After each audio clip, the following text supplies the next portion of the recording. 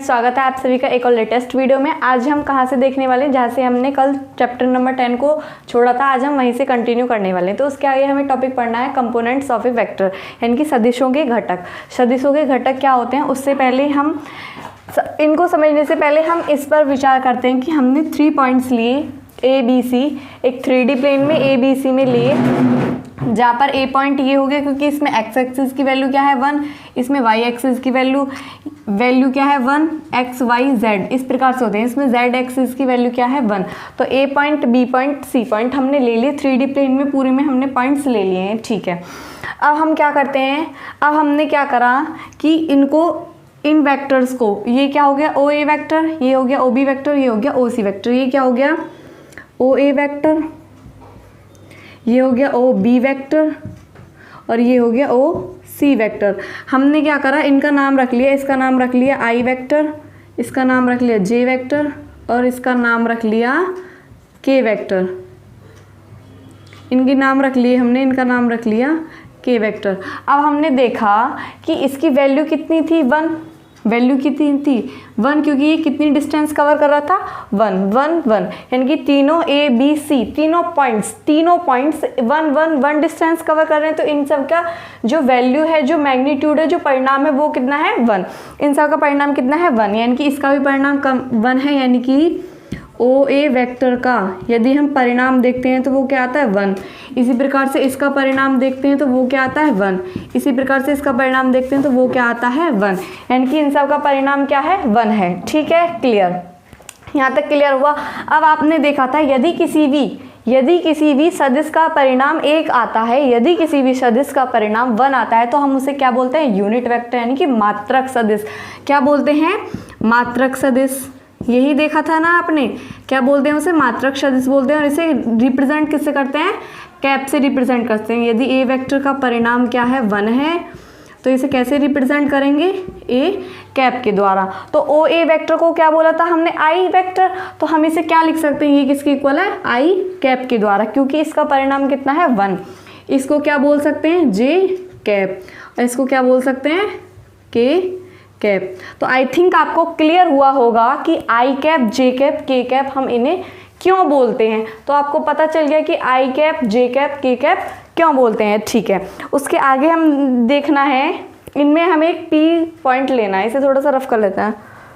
Side में आपको एक फिगर दिख रहा होगा, आप उसमें देखिए कि आई कैप, जे कैप, के कैप, ये तो हम डिफाइन कर चुके हैं कि ये कैसे हैं। अब उसने एक पॉइंट लिया है पी, यहाँ पे एक पॉइंट लिया है पी, उसमें उसके पी के कोऑर्डिनेट क्या है x, y, z। इसके कोऑर्डिनेट क्या हो गए x, y, z। उसके हिसाब से हमने क्या ले लिया, एक p पॉइंट लिया है, जहाँ से हमने क्या करा OS को yj कैप, OR को zk कैप और OQ को xi कैप माना है, क्योंकि इसके निर्देशांक क्या है x, y, z। जहाँ पर i कैप तो क्या था 1 के लिए, तो xi क्या हो गया, मतलब कि 1 इंटू एक्स क्या है पी के कोऑर्डिनेट में आता है, ठीक है। ये क्लियर हुआ, साइड में फिगर में आपको दिख रहा होगा। अब हमें क्या करना है, आर वेक्टर की वैल्यू फाइंड आउट करनी है, यानी कि जो ओपी वेक्टर है उसको हमने क्या मान लिया, आर वेक्टर मान लिया। अब हमें क्या करना है, इसकी वैल्यू फाइंड आउट करनी है कि आर वेक्टर है कितना। तो सबसे पहले हम क्या करेंगे, हमें क्या पता चल रहा है कि जो फिगर है बाय फिगर से हमें क्या पता चल रहा है कि जो P1 P वेक्टर है वो बराबर है OR वेक्टर के, क्योंकि ये इसके संरेख है, यानी कि P1 P वेक्टर बराबर है OR वेक्टर के। ये आपस में संरेख हैं और ये कितना है, ये टोटल है आपका ZK कैप, ठीक है। ये एक दूसरे के संरेख हैं ऐसे ऐसे, ठीक है। तो ये दोनों क्या हो जाएंगे, बराबर हो जाएंगे, और किसके बराबर हो जाएंगे, ZK कैप के इक्वल हो जाएंगे। कोई दिक्कत वाली बात नहीं। नीचे देखते हैं कि OQP1 बराबर है किसके, OS वेक्टर के, ठीक है। आपको पता लग रहा है फिगर से एक दूसरे के संरेख हैं और ये दोनों क्या है बराबर हैं, और दोनों किसके बराबर हैं YJ कैप की। दूसरी कंडीशन हमें यहाँ से मिल जाती है कि ये किसके बराबर है YJ कैप की। एक कंडीशन हमें यहाँ से मिलेगी कि तीसरी और चीज़ आपको क्या संरेख दिखाई दे रही है कि संरेख तो आपको कुछ नहीं दिखाई दे रहा है एक्स में, लेकिन जो OQ वेक्टर है वो कितना दिया हुआ है, आपको दिया हुआ है x के एक्स आई कैप यही आपको दिया हुआ है, तो आपके सारे मिल गए हमें। ठीक है, अब हमें क्या करना है, सबसे पहले हमको निकालना आर वेक्टर ही तो निकालना था, यही चीज़ तो हमको फाइंड आउट करनी थी। ठीक है, फिगर से आपको ये चीज़ें तो पता लग गई हैं कि P1P OR OQ1 ये कैसे एक दूसरे के संरेख हैं और कैसे हमने इनको लिखा है। ठीक है, ऊपर से रफ कर लेते हैं ऐसे और आगे देखते हैं।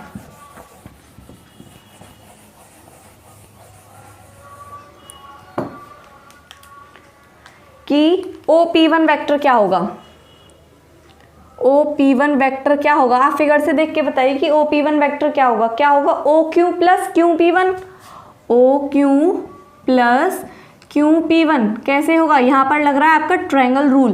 क्या लग रहा है, ट्रायंगल रूल, जो कि मैंने पिछली क्लास में डिस्कस किया आपके साथ। ट्रायंगल रूल लग रहा है यहाँ पे, क्योंकि एंड पॉइंट से खत्म हो रहा है, आप देख सकते हैं फिगर में। ठीक है, तो यहाँ पे क्या लग रहा है, ट्रायंगल रूल लग रहा है। ठीक है, क्लियर। तो इसको आगे कैसे लिख सकते हैं हम, x I cap plus Y J cap. ठीक है, क्लियर। अब हमें निकालना क्या था, ओपी वेक्टर। तो हम देखें ओपी वेक्टर कैसे निकालेंगे, सेम एज उसमें भी ट्रायंगल रूल लग रहा है। और ट्रायंगल रूल कैसे फॉलो हो रहा है, OP1 कैप वेक्टर प्लस में कौन आ रहा है, उसके साथ में आ रहा है P1P वेक्टर, P1P वेक्टर। यहाँ पे भी ट्रायंगल रूल फॉलो हो रहा है। तो OP1 की वैल्यू हमें यहाँ से पुट करनी है, अभी हमने निकाली थी। ठीक है, x I cap plus Y J cap plus Z K cap. Okay, यानी कि OP वेक्टर को क्या लिख रहे थे हम, आर वेक्टर। हमें पता चला आर वेक्टर किसके इक्वल होता है,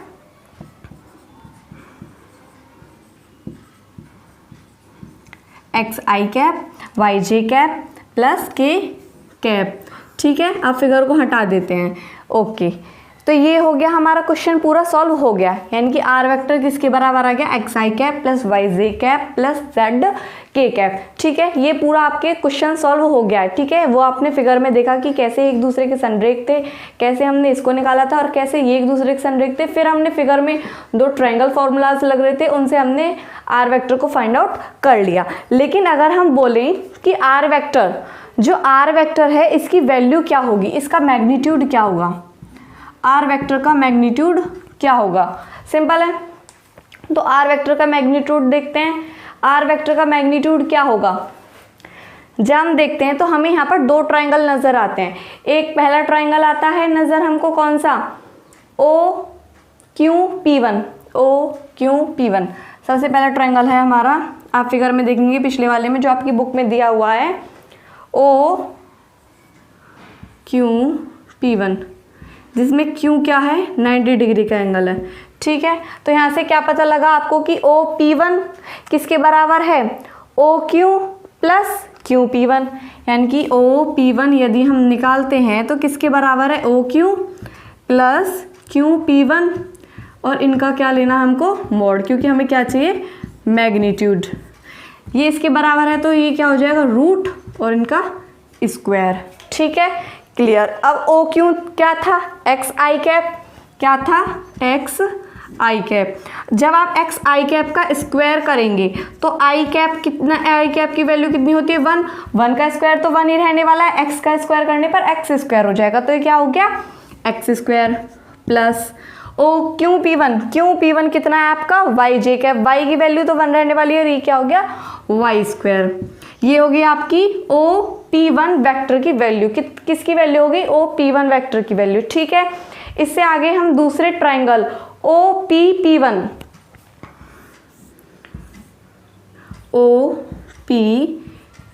में देखते हैं कि जिसमें ये वाला जो एंगल है ये किसका है, 90 डिग्री का। किसका एंगल है, 90 डिग्री का। यानी कि जो OP वेक्टर है, OP जो वेक्टर है वो किसके बराबर है, P1 प्लस P1P।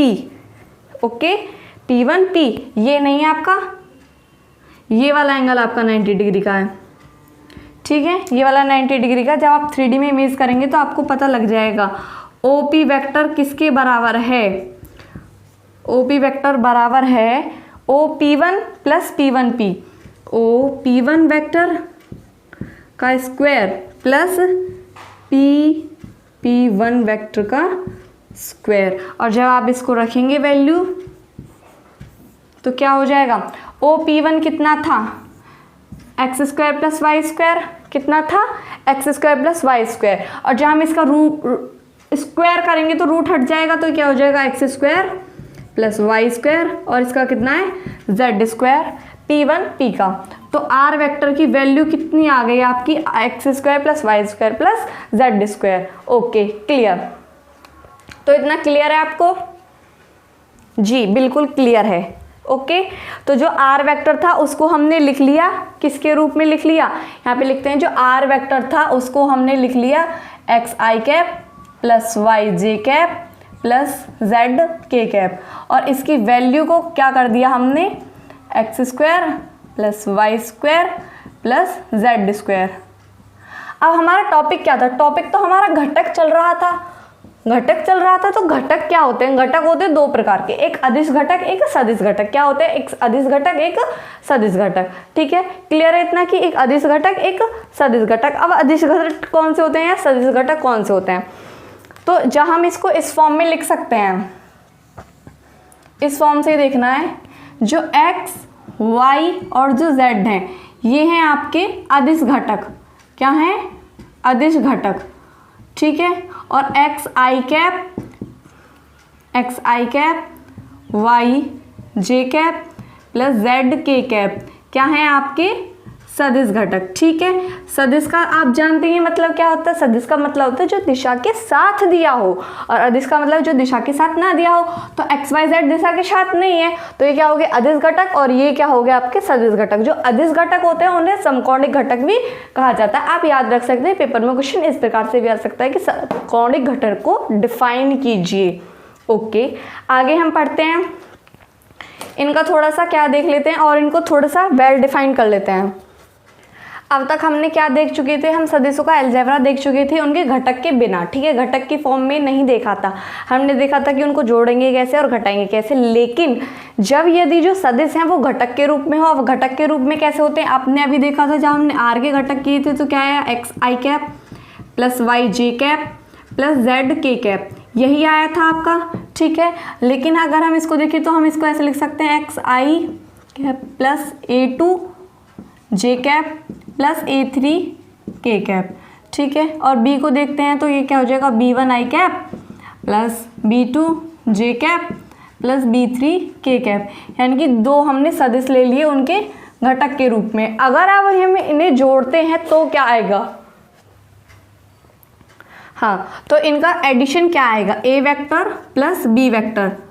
तो इनका एडिशन पहले तो हम किससे निकालते थे, त्रिभुज नियम से, लेकिन अब हमको यहाँ इनका घटक रूप दिया हुआ है तो कैसे निकालेंगे, आई कैप एक साथ जोड़ देंगे, जे कैप और के कैप इन सबको एक साथ जोड़ देंगे, यानी कि A1 plus B1 i cap A2 plus B2 j cap plus A3 plus B3 k cap, ये हमने इनको जोड़ दिया।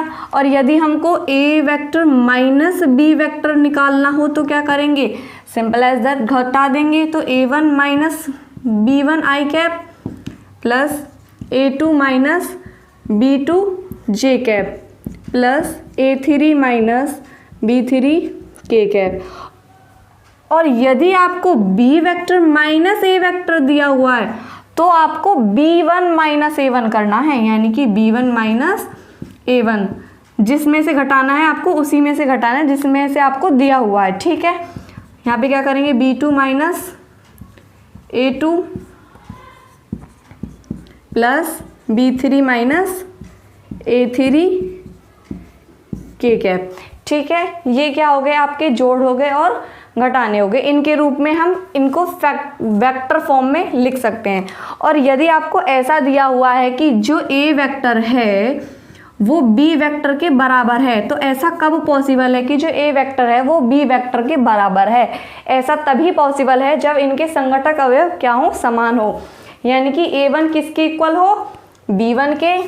ये हमें क्या बता रहा है, यदि ऐसा है, इफ यदि ऐसा है तो ये क्या इम्प्लाइज कर रहा है कि A1 बराबर है B1 के और A2 बराबर है B2 के, और क्या बता रहा है हमको कि A3 बराबर है B3 के।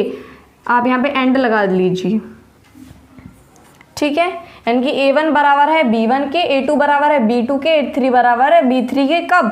जब a वेक्टर बराबर है b वेक्टर के। और यदि आप यहाँ से देखते हैं कि यदि में इस कंडीशन को रखते हैं कि a1 बराबर है b1 के, a2 बराबर है b2 के, a3 बराबर है b3 के, तो ये क्या शो करता है कि a वेक्टर बराबर होगा b वेक्टर के, यानी कि यहाँ पे क्या आ जाएगा, डबल इम्प्लाइज। ठीक है, डबल इम्प्लाइज क्यों है? क्योंकि इससे हम इस चीज़ को ले सकते हैं और इससे हम इस चीज़ को बता सकते हैं। ठीक है, क्लियर। आगे देखते हैं कि यदि किसी लैम्बडा से मल्टीप्लाई करते हैं, कोई भी एक अदिश संख्या है लैम्बडा, उससे हम मल्टीप्लाई कर रहे हैं ए वेक्टर की, तो क्या होगा, तो उसके हर एक पार्ट में उसकी मल्टीप्लाई हो जाएगी। आई कैप प्लस लैम्बडा b1 नहीं a2 जे कैप प्लस लैम्बडा a3 के कैप। ठीक है, ये आपके हो गए घटक के रूप में अलजेब्रा, जिसमें हमने जोड़ देखा, घटाना देखा और समान होते हैं किस कंडीशंस पर, और एक अदिश से गुणा भी हमने देख ली। ठीक है, अब इसके दो छोटी सी और दो हमारे पास क्या हैं, इनके गुणधर्म हैं कि अदिश से गुणा करने पर हम इन्हें क्या क्या और लिख सकते हैं। ठीक है, वो हम यहाँ पे समझ लेते हैं। वो क्या है? वो है यदि हम के क्या है, एक हमारा k और m दो हैं यहाँ पे। ठीक है, तो यदि k की हम लैम्बडा a से मल्टीप्लाई कर, k की a वेक्टर से मल्टीप्लाई करते हैं और k की m और m की भी a वेक्टर से मल्टीप्लाई कर सकते हैं, तो हम इन्हें क्या लिख सकते हैं कि a वेक्टर की जो मल्टीप्लाई है वो k प्लस m में है। ठीक है, इस प्रकार से हम इन्हें लिख सकते हैं। और क्या लिख सकते हैं हम इन्हें, यही फर्स्ट, यदि हमारे पास दो अदिश राशियां हैं, यानी कि k इंटू एम ए को क्या लिख सकते हैं, इसको लिख सकते हैं के एम की एक साथ में मल्टीप्लाई कर सकते हैं इंटू ए वेक्टर, इसको ऐसे लिख सकते हैं। एक और हमको दी हुई है गुणधर्म, वो क्या है कि कोई भी दो वेक्टर हैं उनका जोड़ से हमको किसी अदिश में गुणा करना है, तो क्या हो जाएगा, के ए वेक्टर प्लस के बी वेक्टर। ये हो गया आपका फुल एक्सप्लेनेशन। ठीक है, कि इसके कितने जोड़ थे, कैसे हमें इनको जोड़ना है, कैसे हमें इनको घटाना है, कब हम कहेंगे कि ये दोनों बराबर हैं, लैम्बडा से कैसे मल्टीप्लाई करनी है, यदि दो अदिश दे रखे हैं तो उनकी कैसे मल्टीप्लाई करनी है। ठीक है, ये सारे आपके एक्सप्लेनेशन हो गई। अब हमें कुछ पॉइंट्स और देखने हैं, इसे आप चाहें तो स्क्रीनशॉट ले सकते हैं। तो सबसे पहले हम बात करते हैं, यदि ए वेक्टर क्या है, कोई भी एक सदिश हमने लिया ए वेक्टर, यदि हम इसे लैम्बडा क्या है, कोई भी एक अदिश है उससे मल्टीप्लाई करते हैं, तो ये हमेशा ए वेक्टर के क्या होगा, संरेख होगा या क्या होगा, पैरेलल होगा। ठीक है, यदि लैम्बडा ए कोई वेक्टर है और हम उसे लैम्बडा से मल्टीप्लाई करते हैं तो वो हमेशा ए वेक्टर के क्या होगा, पैरेलल होगा। कैसे? यदि आप लैम्बडा बराबर 2 लेते हैं, ए वेक्टर क्या है, आपने कहा कि ये ए वेक्टर है, ओके, और यदि हम लैम्बडा ए वेक्टर लेते हैं यानी कि 2a वेक्टर लेते हैं, तो वो क्या आएगा, ये हो गया, ये इसके संरेख है, सीधी सी बात है। यानी कि बोल सकते हैं हम कि लैम्बडा के किसी भी मान के लिए, लैम्बडा के किसी भी मान के, फॉर एनी वैल्यू, ठीक है, लैम्बडा के किसी भी मान के लिए जो लैम्बडा ए वेक्टर है वो हमेशा ए वेक्टर के क्या होगा, संरेख होगा। क्या होगा, हमेशा संरेख होगा।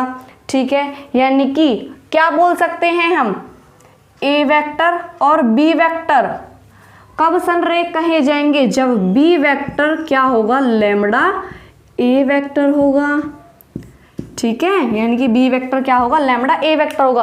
कब हम बोलेंगे कि जो ए वेक्टर है वो बी वेक्टर के संरेख है, जब बी वेक्टर ए वेक्टर के ही किसी अदिश से गुणा हो रहा होगा। ठीक है, ए वेक्टर ही जब किसी अदिश से गुणा होकर एक नया वेक्टर बी वेक्टर बना रहा होगा, तो जब ये इसके संरेख होगा। ठीक है, क्लियर। यानी कि एक बार फिर से देखते हैं कि ए वेक्टर बी वेक्टर के संरेख तभी हो सकता है जब बी वेक्टर ए वेक्टर के क्या हो, बराबर हो। ठीक है, ये तो हो गया क्लियर। लेकिन अगर हम इन्हें कंपोनेंट फॉर्म में लेते हैं, घटक रूप में लेते हैं, यानी कि ए वेक्टर क्या दिया हुआ है हमको, a1 i cap plus a2 j cap plus a3 k cap, और बी वेक्टर हमको क्या दिया हुआ है, b1 i cap plus b2 j cap plus b3 k cap. ये इसके बराबर कब हो सकता है, जब बी वेक्टर बराबर ये कंडीशन हो। तो जब हम इस कंडीशन में वैल्यू को पुट करते हैं तो क्या मिलता है हमें, जब हम पुट करते हैं कि बी वेक्टर बराबर लैम्डा ए वेक्टर, और जब पुट करते हैं कि b1 i cap plus b2 j cap plus b3 k cap, और जब हम इसको लैम्डा से मल्टीप्लाई करेंगे तो इनके सारे टर्म्स में लैम्डा की अलग मल्टीप्लाई हो जाएगी। तो ये क्या हो जाएगा, lambda a1 i cap plus lambda a2 j cap plus lambda a3 k cap. अभी हम डेफिनेशन पढ़ के आए, यदि कंपोनेंट फॉर्म में एक वेक्टर दूसरे वेक्टर के बराबर होता है तो क्या पता लगता है कि जो घटक हैं उनके वो आपस में क्या होते हैं, बराबर होते हैं। यानी कि हम क्या बोल सकते हैं कि जो b1 है वो बराबर है लैम्डा a1 के, और यहाँ से हम लैम्डा की वैल्यू निकालते हैं तो वो क्या आती है, b1 अपॉन a1। क्लियर। फिर यहाँ से देखते हैं कि जो b2 है वो बराबर है लैम्डा a2 के, यहाँ से लैम्डा की वैल्यू क्या आती है, b2 अपॉन a2। और जब हम यहाँ पे देखते हैं कि b3 बराबर है लैम्डा a3 के, यानी कि b3 अपॉन a3 क्या मिलता है हमको, लैम्डा। ठीक है, यानी कि जो लैम्डा की वैल्यू है वो हमें क्या मिली, b1 upon a1, b2 upon a2, b3 upon a3। और आपको याद होगा कि लाइन की इक्वेशन भी सेम यही आती है, b1 upon b2, b3 upon a3, b1 upon a1। ठीक है, यानी कि जब दो लाइन एक दूसरे के पैरेलल होती है तो उनकी इक्वेशन भी सेम यही आती है। जब दो वेक्टर एक दूसरे के पैरेलल होते हैं जो उनकी इक्वेशन आती है, यानी कि एज अ लाइन भी ट्रीट हम कर सकते हैं, मन में सोच सकते हैं। ठीक है, लेकिन लाइन होते नहीं है, ये आपको एक चीज़ याद रखनी है। अब दूसरा आपने तो देख ही लिए कि क्या इनके सदिश घटक होंगे, b1 b2 b3 तो सदिश घटक हो जाएंगे, और यदि हम इन्हें भी लगा देते हैं तो ये क्या हो जाएंगे, सॉरी b1 b2 और b3 क्या होंगे, अदिश घटक, और यदि हम इन्हें भी जोड़ देते हैं तो ये क्या हो जाएंगे, सदिश घटक। ठीक है, यदि ए वेक्टर हमको दे रखा है, यानी कि अब क्वेश्चन की बात आती है जो आपको थोड़ा सा लर्न करने की चीज़ें हैं। क्या आपको लर्न रखना है कि यदि ए वेक्टर बराबर आपको दे रखा है a1 i cap plus a2 j cap plus a3 k cap, और यदि आपसे वो क्या पूछ रहा है क्वेश्चन में, आपको ऐसे दे दिया और उसने कहा कि दिक् अनुपात बताइए, उसने कहा दिक् अनुपात बताइए, तो दिक् अनुपात क्या होंगे, दिक् अनुपात होंगे a1 a2 और a3। ये चीज़ आपको याद रखनी है। ठीक है, अब आपने और क्या पढ़ा था कि जो LMN होते हैं, LMN क्या होते हैं, कोसाइन होते हैं, डायरेक्शंस कोसाइन होते हैं। और जो LMN होते हैं, जब हम L i कैप प्लस इनके फॉर्म में वेक्टर को डिफाइन करते हैं तो क्या होता है, m j cap plus n k cap. अब आपने देखा था कि L को हम क्या लिखते हैं, कॉस एल्फा, यानी कि cos alpha i cap plus cos beta लिखेंगे इसको, और उसको क्या लिखेंगे, कॉस गामा। तो cos beta j cap plus cos gamma k cap. ठीक है, क्लियर हो जाएगा यहाँ से। यानी कि हम उनको जब डायरेक्शन कोसाइन के रूप में लिखेंगे तो इस प्रकार से लिखेंगे। ठीक है, कॉस एल्फा की वैल्यू क्या होती है, आपको पता होगी कॉस एल्फा की वैल्यू क्या होती है, आपने पीछे पढ़ी थी, मैंने पढ़ाई थी, क्या होती है कॉस एल्फा की वैल्यू, कॉस एल्फा की वैल्यू होती है a अपॉन आर वेक्टर का परिणाम। कॉस बीटा की वैल्यू क्या होती है, b अपॉन आर वेक्टर का परिणाम। और कॉस गामा की वैल्यू क्या होती है, c अपॉन आर वेक्टर का परिणाम। Where a1 a2 cap, a2 नहीं, यहाँ पे b की तरह ट्रीट करने हैं आपको, ये ऐसे हो जाएंगे। यानी कि a1 को क्या लेना है, a और A2 को क्या लेना है B और A3 को क्या लेना है C। ठीक है, तो ये हो गया ABCD। या फिर आप इसे ऐसे भी बोल सकते हैं A1 A2 और A3।